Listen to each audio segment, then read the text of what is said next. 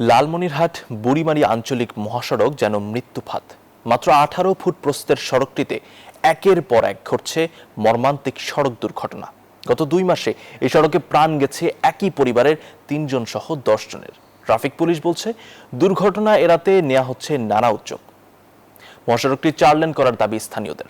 রবিউল হাসানের তথ্যচিত্রে desk report.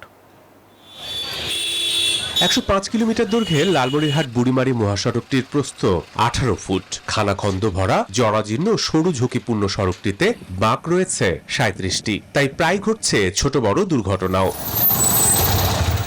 এই মহাসড়ক দিয়ে বুড়িমারি স্থলবন্দর থেকে ছেড়ে আসা হাজারো পাথর বোঝাই ভারী ভারী যানবাহন চলে যায় দেশের বিভিন্ন প্রান্তে।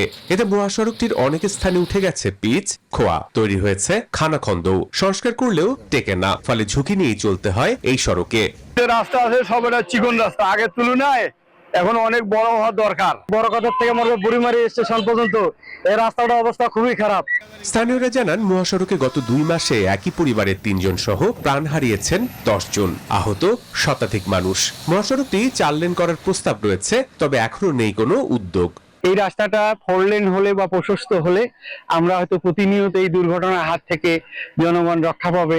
এদিকে সড়ক দুর্ঘটনা এড়াতে সচেতনতা বাড়ানোর কথা বলছে পুলিশ ও সড়ক বিভাগ। বসুন্ধরা টিস্যু, অশুদ্ধতার বিরুদ্ধে এক বিন্দুও ছাড় নয়। বিভিন্ন জায়গায় চেকপোস্ট করতেছে এবং যেসব আপনার ভারী গাড়িগুলো আছে, ঠিক আছে, এরা ওভারলোডেড হয়ে আসতেছে কিনা আমরা রাস্তা তাদেরকে আটকাচ্ছি এবং তাদেরকে মামলা আওতায় আমরা নিয়ে আসতেছি। আমরা অলরেডি এই প্রকল্প নেওয়ার জন্য প্রক্রিয়ায় আছি, আমরা কাজ করছি।